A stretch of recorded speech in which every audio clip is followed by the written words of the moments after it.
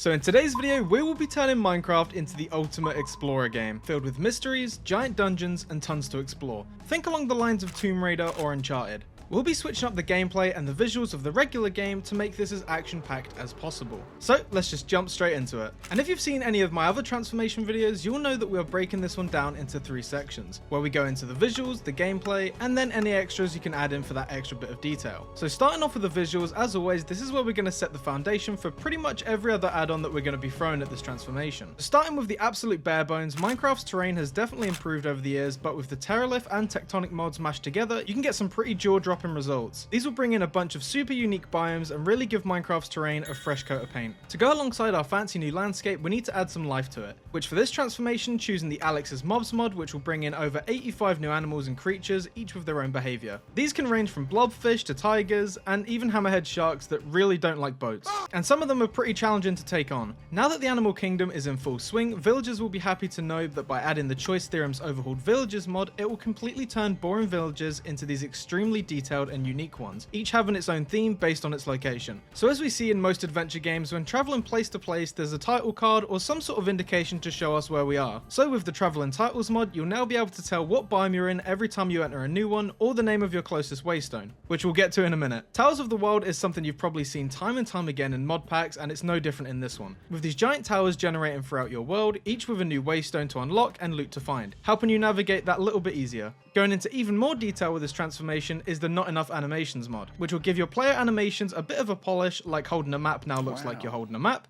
and climbing ladders no longer looks like you're ascending. And as most adventure games do, we have a choice for you to throw in the Shoulder Surfing mod, which can give you a fully customizable third-person angle similar to what we see in games like Tomb Raider or Uncharted. So the choice is really up to you. Lastly, for the visual side of things, we're talking all about shaders. Now, I've had some issues when it comes to Optifine with this particular version of Minecraft on Forge, but Oculus seems to be working just as well, and by comboing some shader packs of your choosing, you can really get the look that you want. You can go for a really dark and atmospheric, or nice and bright. Again, the choice is all up to you. Heading into the gameplay, this is where we really start to see the base Minecraft game slowly fade away and start getting replaced by a non-stop action adventure. Starting off with one of the craziest mods that's recently come out, we have Alex's Caves, which is just ridiculous both in scale and detail. There's a bunch of these new giant caves that will generate randomly, and each one has a story within it and mysteries to figure out. And of course, there's giant bats, T-Rexes, and creatures of pure nightmares to bump into. Now, when traversing these dangerous landscapes, regular walking is not going to cut it. Using the grappling hook mod, you're able to swing like Spider-Man and reach your destination in a much easier, and let's face it,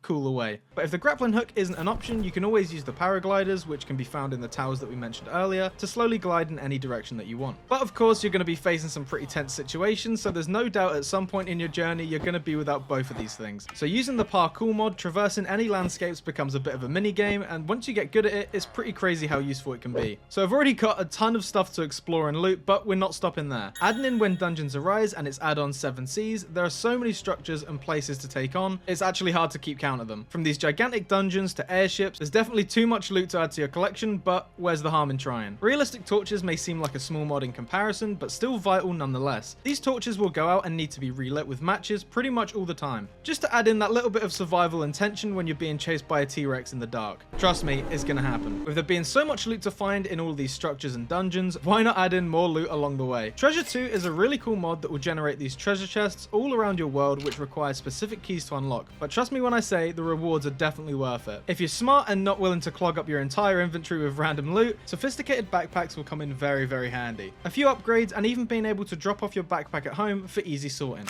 Now, although Lara Croft uses a lot of bows and stealth weapons, we don't need to. The Vix Point Blank mod is one of the best gun mods out there available, including a ton of different types from snipers to pistols, which each have amazing animations and models to pick from. With the Young's Better collection like the Jungle Temple, Desert Temple, and even the Ocean Monument, you'll be able to truly feel like a treasure hunter, as these completely overhaul the vanilla structures, adding in tons of traps, puzzles, and new rooms to explore, with one of the best being the Nether Fortress, because just look at it in comparison. So after a long day of tomb raiding, exploring, and fighting your way to the treasure rooms, we're going to need a nice place to lay down and just chill for 5 minutes, which is where the Comforts mod comes in perfectly, adding in hammocks and sleeping bags so you can continue your adventure as soon as possible. Combining Comforts with the Healing Campfire mod is a sure way to mark it down as a checkpoint before you head off again, ensuring a regen buff to anything in the area, which is a nice nice little touch. Now with these extras, it's completely up to you if you'd like to include them, mainly smaller details that won't affect gameplay, but they do help with the overall atmosphere. Like cave dust, which gives the same particle weather effects that we see in the nether biomes, helping to add in that old and undisturbed factor when diving into the depths. A really nice extra I think works really well with this transformation is the auto HUD mod, which when not in use the HUD will just vanish until it's needed again, giving you a much more open feel with no distractions, which definitely adds into the open world factor. So that's going to cut it for this video, guys. As always, I really hope you enjoyed this video. If you want this turned into a mod pack, be sure to let me know in the comments, or if you have any other mods you guys think would be great to add onto it, do let me know. Be sure to leave a like, and as always, I'll see you guys in the next one. Bye.